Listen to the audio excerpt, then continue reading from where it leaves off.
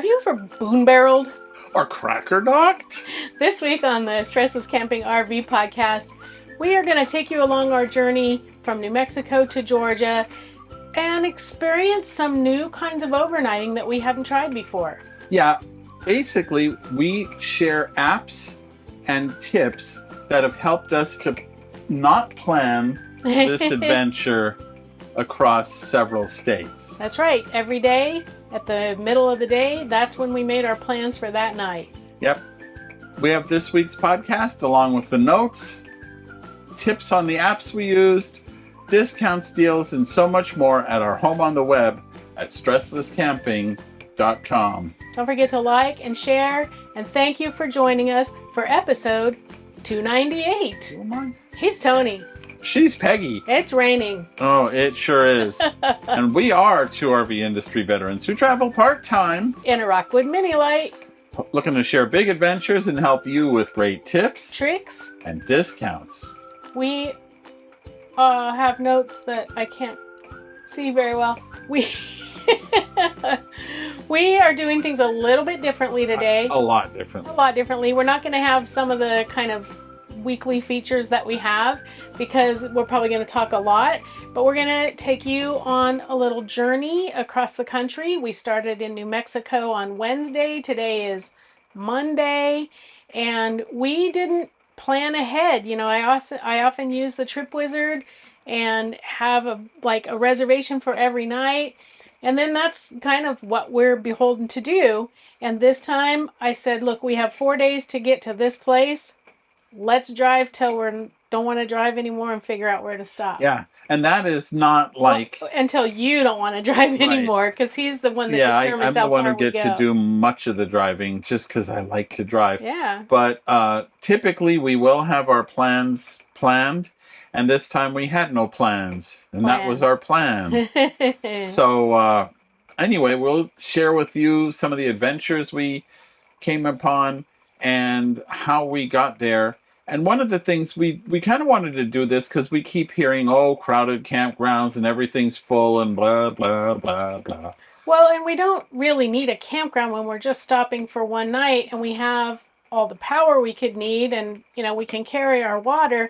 There's no need to pay for a campground just to have somewhere to sleep overnight. So I don't think we said we're on our way to Perry, Georgia. We're going to the FRVA 110th convention.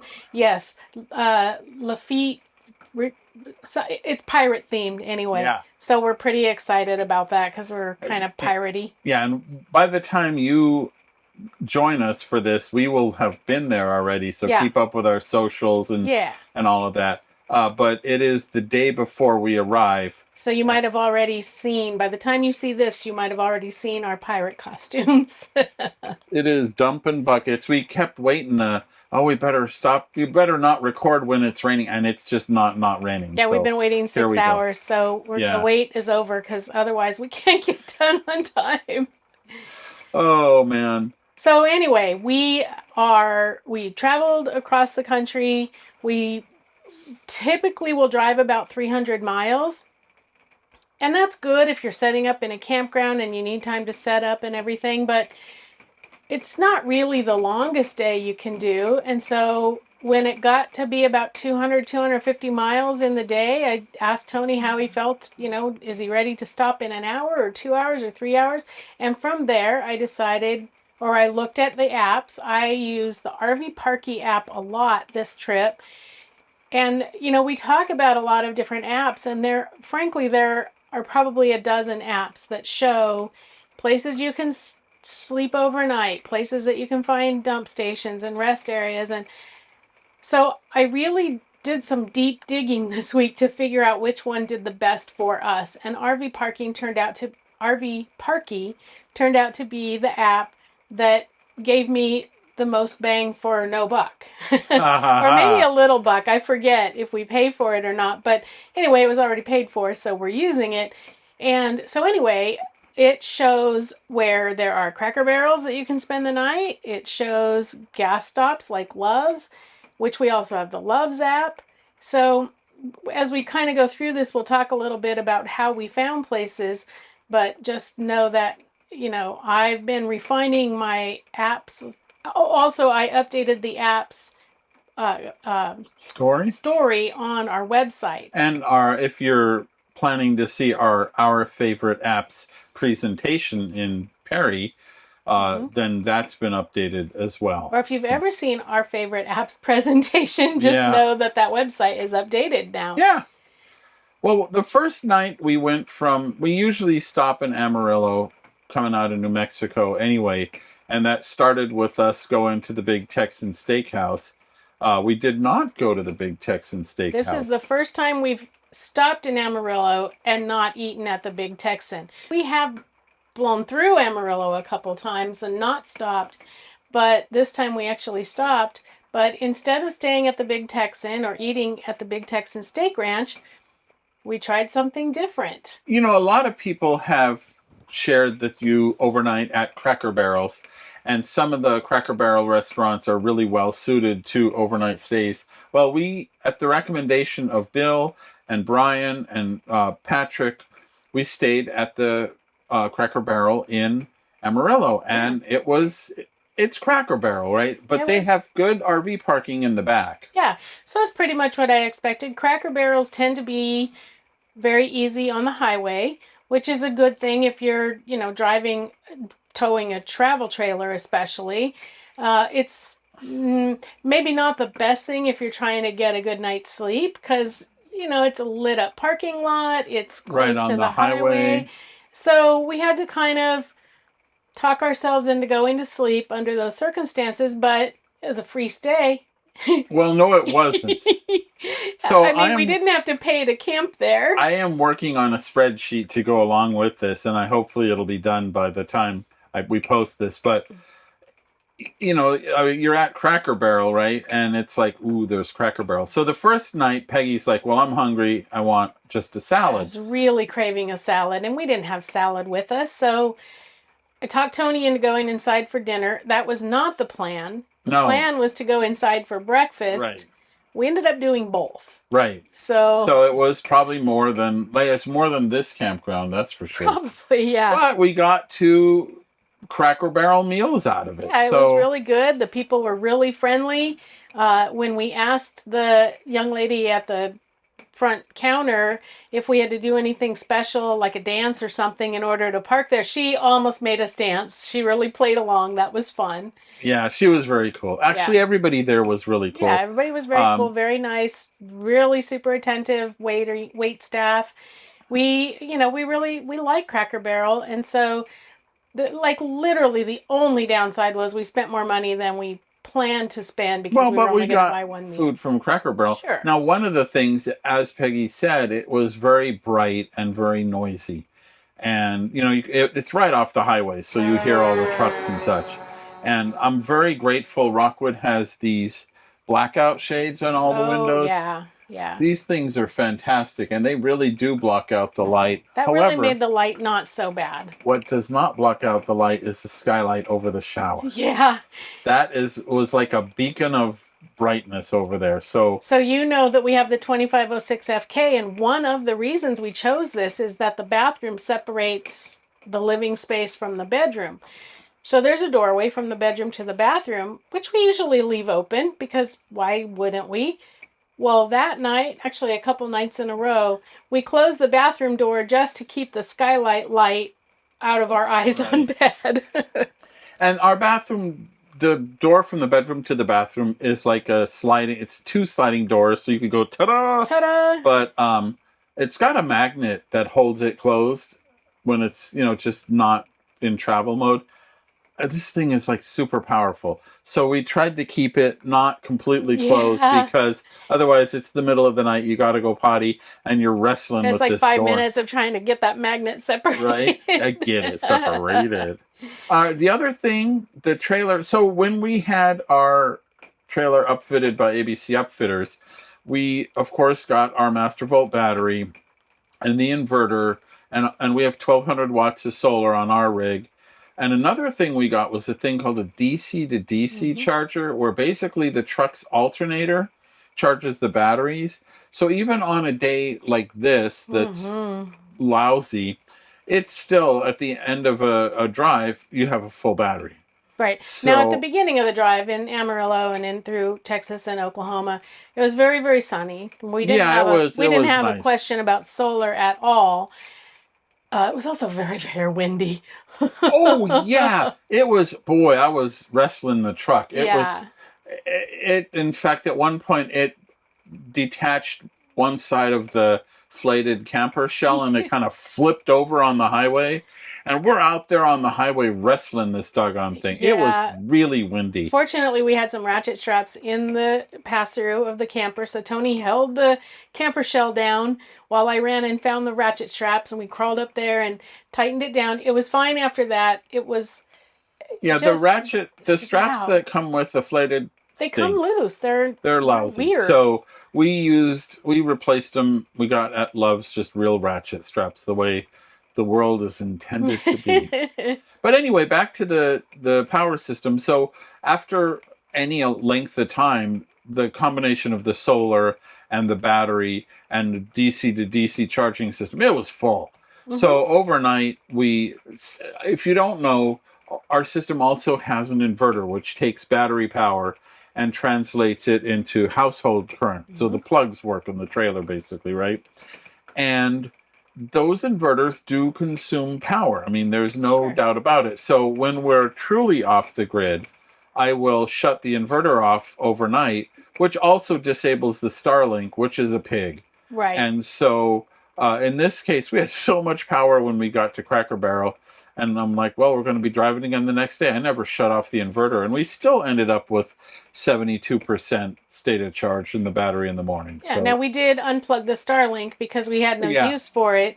But I really like when we're able to leave the inverter on overnight, because then we can plug our regular phone chargers into we have towers of power next to the bed.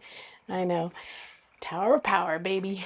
And so I like to be able to plug in that way. If not, then we have 12-volt options. We have portable power options and things like that we can use. But it's kind of nice to just keep the inverter on. But we don't want to use the inverter. We don't want to use the power to power the inverter and power the Starlink that we're not even using when we sleep. By the way, this is not in the script, but Starlink is on the potential chopping block for us. So we'll see. That's going to be its own topic. Right, it really will. But anyway, so that was our first night in a Cracker Barrel. So then the next night, I think we had planned to go to a Cracker Barrel, right? Well, I kind of thought, hey, this is okay. Yeah, we can live with this. We can do 4 nights in a row of Cracker Barrel. So the next Cracker Barrel I found, we were getting close to it, and Tony said, nah, I got lots of driving left in my behind. I'm not done driving. So I looked at, whatever he said, a couple of more hours, and I couldn't find another Cracker Barrel. But we decided to try something else that we haven't tried, and that is staying at a Love's RV stop. Now, Love's is a gas station chain, and it's more than a gas station. It's like a truck stop, right? Like travel centers. Yeah, that's what they call them. And they're big gas stations, so they're easy for RVs to get into and out of. And they're big diesel stations because a lot of semis go there. So it's a truck stop, right? Yeah. But the thing we like about them is they're all really clean. The bathrooms are always clean. They have great snacks. They have really good coffee. Really good coffee. And it's just something. And then with an app that you can get for free, you get 10 cents off per gallon of gas, or you get 15 cents off per gallon of diesel, but you have to use the auto side. So, semi-truck drivers aren't showing the app and getting 100 gallons of diesel at only the 15. Diesel in the auto lanes. Right. So but something that Love's has been adding are what they call RV stops, I think. And essentially they're RV overnight spots with full hookups. Mm-hmm. And so you go on the app and you can reserve these RV spots, and everything is fully automated. There's a door in the ground that's got a magnet. So once you check in, which is done on the phone, it releases the magnet so you can get to the sewer, and it turns on the electric and water and all that. So it's pretty neat how this is done. You don't ever have to go inside the Love's, but... Except, remember that coffee thing we talked about? Well, and if you have, let's say, a teardrop, Sure. And you want to take a shower. Right. Well, they have truck stop showers in the Loves. So there's a lot of services there. And yeah, ours was a full hookup. I think that's what all of these are. There are even some of the newer, larger ones that are pull-through sites. Now, some of the Loves, and I think, it's going to depend on whether they have or can access bigger pieces of property. We were just 5 sites side by side back in spots, kind of in the corner of the Loves. There are Loves RV stops that are being built that are like their own campground, sort of across, not across the highway, but across that little side street over there. And there might be, I don't know, 30 spaces and a dog spot, they and have a laundry dog runs. and I think showers. they all have dog runs. I think all Loves have dog runs, and that's another reason why people like them. But the place we happen to stop is basically full hookup spots in the corner of a Loves. We were right by the exit for semis, so it was a little noisy because of that. Although, honestly, the semis didn't bother me as much, as there were a couple of times that someone with a truck bigger than their physical extremities had to make up for lacking things. And it was not, I could hear him a mile away on the highway, and it was just, I don't know, that's just whatever. It's bad enough during the day, but when you're trying to sleep, again, the light, the skylight is very bright. It was very safe, and so that's the good. thing. If you're traveling and you're like, "Ooh, I want a place that's not sketchy to overnight," these places might be that solution. Sure. Yeah. So, it serves a purpose. It's not cheap. Ours was $50. Yeah, it was $50 with tax, and you get a little discount with the app, but then there's taxes. So it was $50, full hookups. It was flat and clean, and I don't even like to pay that for a campsite. I know, right? Well, it is what we wanted to try it, and we tried it. We've tried it. And we can talk about it. It's a good last resort type of. Yeah. And then I got free coffee in the morning. So, well, it wasn't free because I paid $50 for our site, but I got coffee in the morning and they didn't charge me. So. Okay.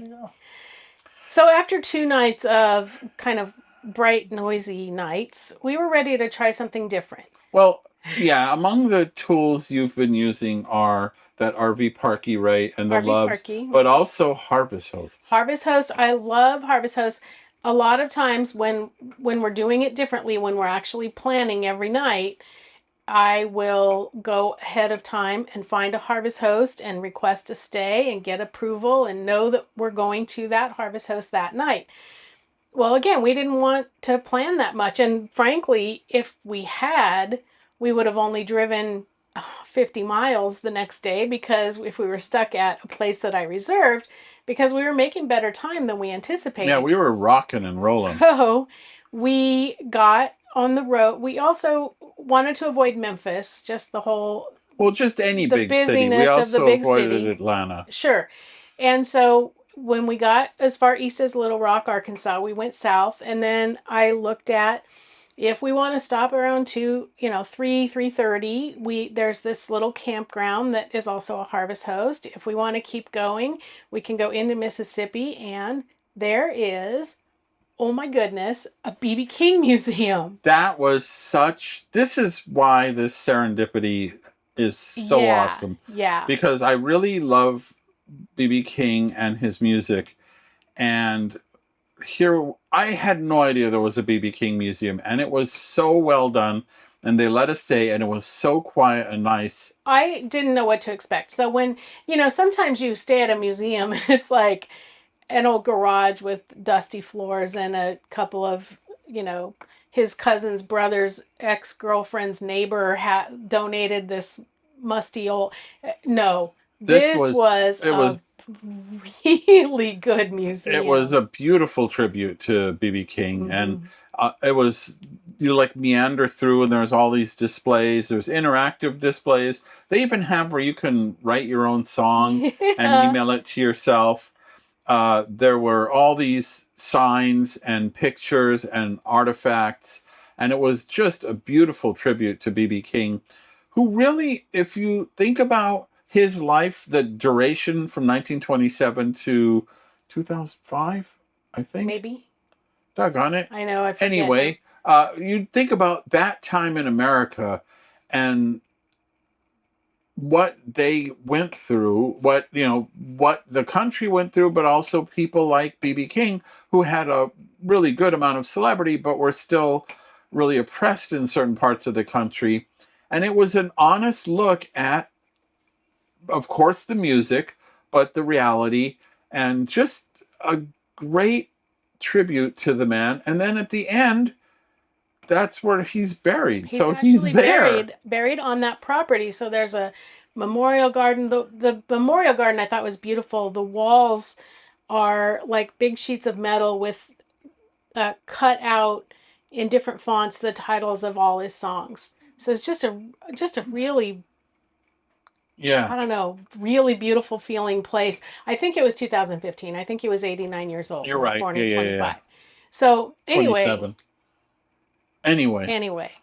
Wikipedia. He is buried there. There's a couple of bronze statues, one of him that's really lovely. And it was just like, we wouldn't have gone through that area. I wouldn't have said, 3 weeks ago when I was planning a trip, I wouldn't have said, well, we have to go to B.B. King Museum. Well, now I will. Now that we've been there, I would absolutely go back. In fact, no matter how much time you go there, I think you're going to miss. It doesn't feel like enough time. Yeah. Yeah, it's one of those. It's so deep and so well done that you could spend days there and see all the different stuff, and it was just good. So when we got parked, we actually looked across the street, or happened to notice across the street a little, they call it juke joint, as an old grocery store, a little roadside restaurant called the Blue Biscuit. And we're like, well, I actually looked on the maps to make sure that it had some kind of decent ratings, right? Because again, like off the highway, middle of a neighborhood, sort of, it's tiny, a place that neighbors will go. Yeah, itty bitty town, like. So it had great ratings, and we walked across the street, we had dinner and a beer, and the server there, he said he doesn't work there, his mom owns it, and he was so friendly. And he was terrific. Well, the food was good. He actually invited us to come back for breakfast in the morning, even though they're not open for breakfast, but we didn't do that. Pulled pork nachos. Originally it was supposed to be pulled pork sandwich, but we got nachos, which is fine. And we got shrimp nachos. Tribute to Brian, right? Right. The food was fantastic. Yeah. It was just super nice place. Also jam-packed with memorabilia. Oh, beautiful. My gosh. Yeah.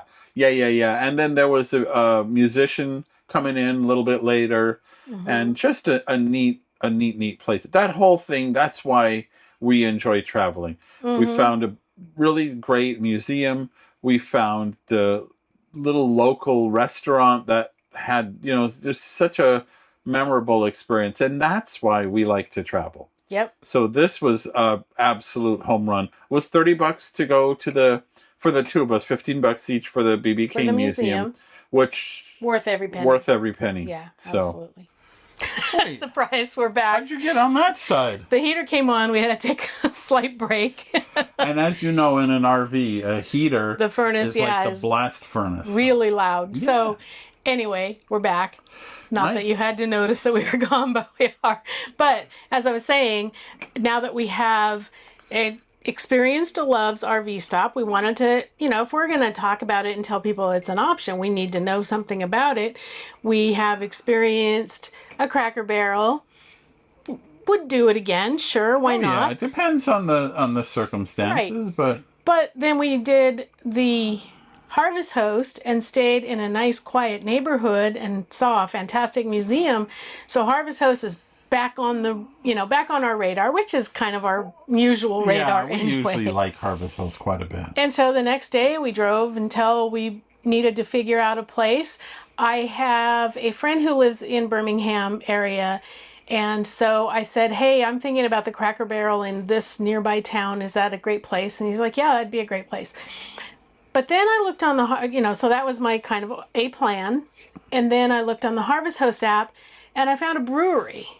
And, brew docking is one of our favorite ways to spend the night somewhere. Yeah, buddy. So we had to wait until there was a certain time period that they said we could call because it's kind of late, it was already that afternoon.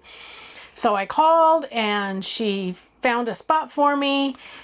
They had a lot of RVs there. They did. I think there were like 7 of us boondocking, what do I call it? Brewdocking that night. She said, well, go wherever you think you'll fit and then come in and have a beer. So that's what we did. We got parked, we got leveled, and we went in and Tony actually tried 4. I tried 4 IPAs. 4 different IPAs, and they were all great, yeah, right? I thought they were all good, but the one I liked the best was their 1111.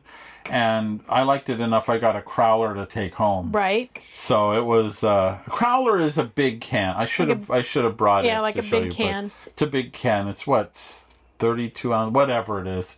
Anyway, it's a big can. Yeah.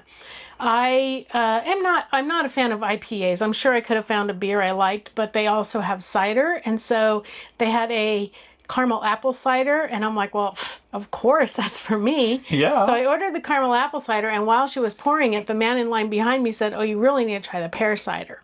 So if you know me very well, one's kind of my limit. She's a one-hit wonder. 2 is fine because we were just walking to the camper. No one had to drive anywhere. Right. And so I waited until I was done with the caramel apple. I got the pear cider. It was remarkably dark. Yeah. Like I was surprised for a cider. You expect it to be pretty pale. It was amazingly peary. It was so pear-ish. It was so good. I'm really glad that man recommended it, and I'm glad that I and then he decided disappeared. to drink. Yeah, I went to thank him, and so he weird. was gone. I couldn't find him anywhere. But yeah, that was, and again, so at the BB King Museum, at the brewery, and at Cracker Barrel, it was all using our Master Volt power system from ABC Upfitters, and it just performed outstandingly well. Right. So we're very pleased with that. Yeah. And also, well, we'll talk about it at the end. We're saving some of our tips for the end. But at this brewery, there was also a sushi truck. Well, it was a food truck, and it was a sushi Mexican fusion. So they actually made sushi style burritos. Yeah. And I still can't think of the wrapping that they were in. It wasn't like a regular tortilla. It was very reminiscent of sushi and that kind of Asian food. But it was like Tony had the Thai version, so it had shrimp and peanut sauce and rice in the wrapper. And the wrapper is the kind with like the sesame seeds on the outside. Like we'll show you pictures, but it was it was really tasty. It was very really good. Yeah, I was a little nervous when I saw sushi. I thought, oh, if they only have sushi, then we're in trouble because we don't really eat sushi. I'm not really. I mean, if I wanted bait, I'd go to the bait store. But they actually have several choices of raw burrito where they use the like raw fish or raw, whatever that they would put in a sushi roll, and they made a burrito out of it. So luckily I'm they sure also there are had people who like it. They luckily also had a good cooked selection. So Tony had the shrimp. Yeah, otherwise I'd be ordering pizza. But I had the shrimp and steak with an unagi sauce. It was also really good. So it was a very different but very happy. I was very pleased and very full. So it was all good, and there was beers. Right. And the people were really nice. There's a line. It says, "Don't go past this line because that's where all the brew kettles are." I just go strolling back there. This was after 3 IPAs. Yeah. And I took a picture with the lady who helped us check in and all that stuff. And so I had a pretty good time. I'm sure they remember me. I'm sure. There was also a dude there playing guitar, and he was really good. He was really good.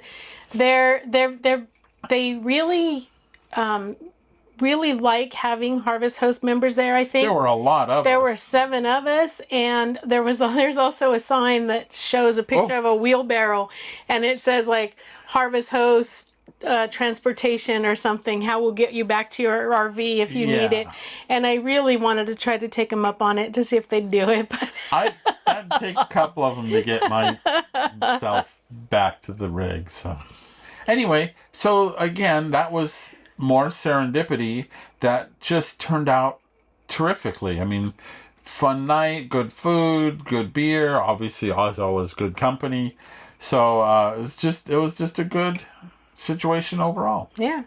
And now we're at High Falls State Park in Georgia. I think officially it's called Jackson, Georgia, but anyway, yeah, we're in Georgia. We are Georgia on our minds. We got Georgia on our maps Yeah. and on our minds. We are staying at a state park. It's only going to be about an hour when we drive from here to where the convention is, and that was by design. I wanted to get kind of close so that we don't get in late in the day to the convention, because the parkers already have, you know, a big enough job dealing with everyone coming in on the same couple of days, and I didn't want to be exhausted. And you know, I wanted to, especially in this rain, like, it's good that we'll have some time. So if we get there and it's raining really hard, we'll just not set up until the rain cuts back or something. Anyway, so it's going to be just about an hour. Well, and another reason we chose this state park is obviously we could fill our freshwater tank, dump our holding tanks, right, and all of that. So it's all about the tanks. It's a tankless job, but somebody's got to do it. We normally at FMCA, FRVA conventions get the parking that's, you know, complete boondocking. It took them a while really to kind of embrace the idea of no generator at all. They would put us in the limited use generator area and stuff, but I think we finally convinced them, and there's usually only there's like two or three, you know, 2 or 3, 5 of us that want, like, don't be near generators. So I'm gonna say that FRVA and the FMCA are a diesel pusher motorhome club. Sure. Now they are working to change that. We shall see how Perry is, and if you follow our socials, you will know too. But typically it's people with big diesel pushers who have these monster generators, and they're all happy with that. And more and more of us are getting these systems that just let us be off the grid without hearing. Yeah. So we will be reporting on that, obviously, but as Tony said, we're here at the state park so that we have the hookups. We can get some water. We can make sure we show up with full water and empty tanks. Yeah, that's empty waste tanks. Yeah. So that's Yeah, and I was hoping that we would spend today kind of exploring High Falls State Park, but what we're going to do is spend the day dry inside. Yeah, with instead. The furnace. And it's funny because the bathhouse is just right behind us. I mean, literally, I could hit it with a paper wad. And there's also laundry in there, so we might take advantage of that. Yeah, we might do a little laundry. Would you do this planning again? Yes. I think that we did fine. I think we've told this before. It took a long time for Tony to convince me that boondocking was a thing that we should do. And once I finally realized that that's what I called camping growing up, and that's what I've done my whole life, it was just a new word, I was fine with it. It's taken him a little bit of time to say, why don't we just drive until we're done driving and then find a place to stay? I'm glad that we finally had that experience and did that method.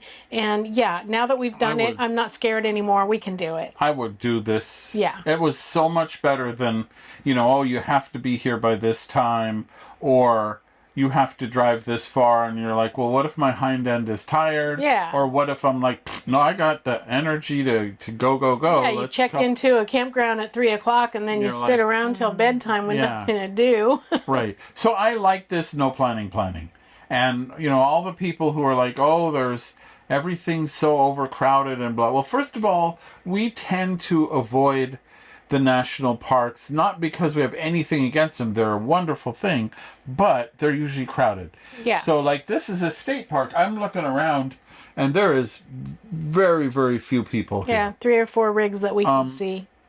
The Harvest Host at BB King, I'm surprised. At BB King, such a beautiful place, and we were the only ones there. Now, the brewery, that place had lots of RVs, and that was, but there's still plenty of room. More could have come. Oh, yeah. It's an old post office, but the bottom line is it's a great experience, and we like this no planning.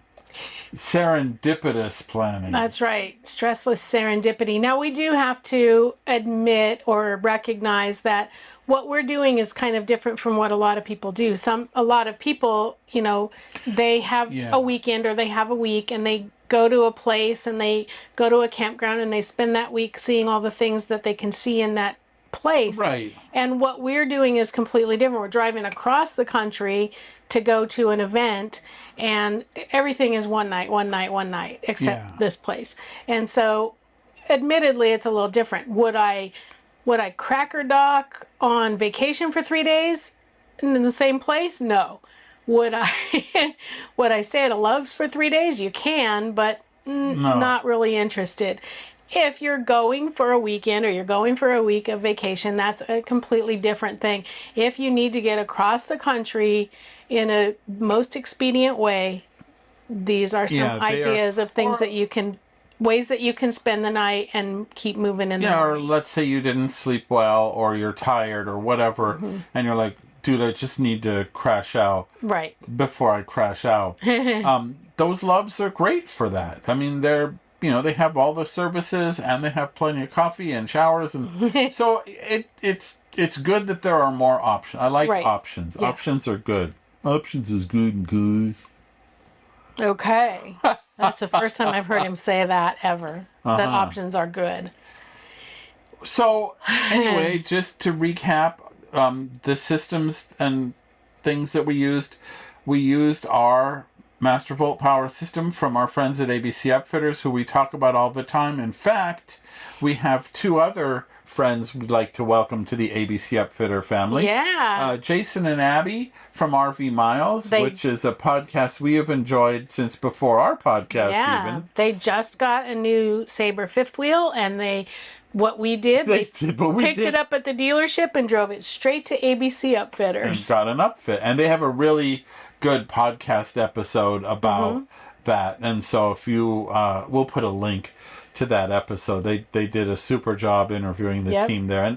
And Jason, who has a lot of experience in like lighting design and that sort of thing, said I was very impressed with the caliber of the workmanship.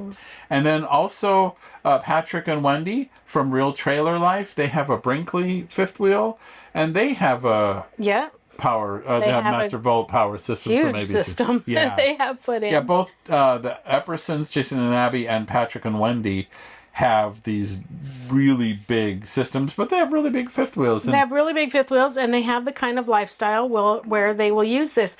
Even Jason said, you know, if you go to campgrounds with hookups, I mean, even ABC Upfitter says, if all you ever do is go to campgrounds with hookups, you don't need a big system that like what we have to spend a week in the desert. Right. So the good thing is they will interact with you beforehand and figure out how you like to camp, where you like to go, and what you need to power, and build a system based on that rather than, well, here's what we have. Right. So they're really good, and you can reach them, as always, at 574-333-3225. That's 574-333-3225. Give them a call or check them out at abcupfitters.com and see what they can do for you. Yep. And then the other service we really liked was Harvest Host, and we have a discount to that too. We have an interview with Joel Harlan from Harvest Host. We have several, and that's also at our home on the web at StressLessCamping.com, and we'll put links down below in the show notes. Okay, what else? Well, our question of the week: what is your go-to first meal when you get to camp? And this is a fun one. It was fun. We had I'm not going to read them, but people like just have cheese and crackers or stop and pick something up on the way. My sister, I think, said gets a bucket of chicken and some side salads, so there's no cooking involved. Some people might take something out of the freezer and throw it in the microwave when they get to camp. Tony actually talked about making chili dog wraps, which is kind of involved. So, I mean, it's okay. So my thought was, there's a recipe on our website for my award-winning peanut butter and jelly chili. Sure. So you just, we have this often in those freezy bags in the freezer. Mm-hmm. And so you just, okay, well, I'm going to camp. I'll take one freezy bag out and put it in the fridge. By the time you get to camp, it's thawed out. And then you have hot dogs and tortillas and cheese and pickles. Yeah. I mean, if you're going to have a campfire, and mustard. You have all the firepower you need to make this meal happen. That's true. Everyone can roast their own hot dog while you're warming up the chili. And it's a no plates and forks meal if you want it to be. You wrap a hot dog, chili, pickle and mustard and cheese in a tortilla. That's right. It's a carry around eating meal. Yeah, no dishes. So, no dishes. Last week I shared Brian's recipe for French onion meatloaf. That was so good. I'm so sad that I missed that out. Anyway, that he actually cooked in the crock pot with the inverter in the camp kitchen while they were driving to camp. So he put it in the kitchen sink, and it was just going. So once they got to camp, meatloaf was ready. So they had a hot home-cooked meal that they really didn't, he didn't do a lot to get ready. Well, he did ahead of time, But once we got to camp, it was like he busted that out. It was good. Yeah. So, that was good. And then this week, we are curious about something. Where do you listen to podcasts, especially, of course, the StressLess Camping Podcast, but do you listen? What app do you use? Where do you like to listen to podcasts? For example, for us, we use Apple Podcasts and listen in the truck when we're driving. We know a lot of people watch the YouTube version. That's why we're here. Yeah. And I'm not really a YouTube watcher, but I know that a lot of people do. But like Tony said, we listen while we're in the truck with our Apple Podcast.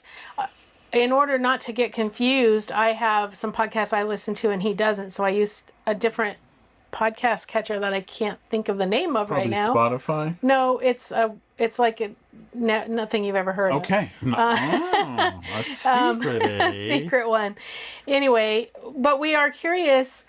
Who are we reaching? Are you using Apple Podcasts? Are you using Spotify? Are you watching only on YouTube?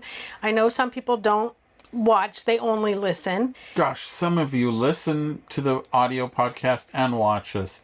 And I'm thinking, man, that's a lot. And then I assume that you also read the transcript too. Just kidding. Yeah. However, if you are interested in reading a written version of today's podcast, not only will there almost always be a transcript, almost always, it's pretty much this week's journey journal as well. Yeah, that's true. It's kind of the same story. Yep. We asked those questions at our Fun and Friendly Stressless Campers Facebook group, and we got a few comments this past week about, I don't really like Facebook that much, but this group has been so beneficial. And that's the goal, right? I mean, take Facebook however you like it, but as a group, it's a pretty good resource. So also know that every week on a Thursday morning in the middle of the night, we do our once a week. We get up 1:30 in the morning. Crank the squirrel write a cave. Newsletter and send it out at a price precisely. Just kidding. Somewhere around 3 a.m. But we don't really do it live. We don't. We schedule that ahead of time. But it's got the list of the stories and videos and podcasts that we think will help you have the most out of your stressless camping experience. We also, I don't know why I need notes for this. You also can go to our website and look at the podcast page, and this is episode 298, and you can see the links and the pictures and the transcript and all that stuff for this episode, or any episode that you want to get caught up on. Yep, and that's also where you'll find discounts, deals, and our favorite vendors to get the most out of your stressless camping experience. It pays to be a stressless camper. We are also, of course, on all the social media places. So when you're done with the website, you can use the links, the jump off links, and you can go and see what we're doing over in the socials. Yep. And of course, if you don't want to miss a future episode of the StressLess Camping Podcast, it is free. Free to subscribe on any podcast catcher, and we are saving you a seat around our virtual campfire. In fact, this week, you look at all these podcast stats and it's like, oh, there's a lot of people listening on Spotify. So I go in there, there's a management side of this stuff. Oh, there's a lot of comments I never responded to. So apologies. If you waited users. 3 months for a Spotify comment, it finally came. Sorry. Yeah, it's like Christmas or something. Of course, speaking of Spotify or Apple Podcasts or YouTube or any of those, a review will help others find this podcast. And so like and share and post your reviews and interact down below. It actually makes a big difference in who sees this. So thank you so much for joining us again this week. We hope that you enjoyed our little journey. We hope that we gave you some inspiration for ways to spend nights on the road. And until next week, we wish you stressless camping.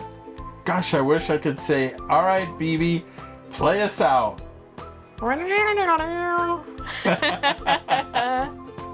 We hope you learned a lot and had some fun and got some tips for your next stressless camping adventure. We're honored by your reviews on Apple Podcasts, which helps others find us too. Don't forget to subscribe so you won't miss out on the adventure, and we look forward to your joining us next week. Until then, happy camping!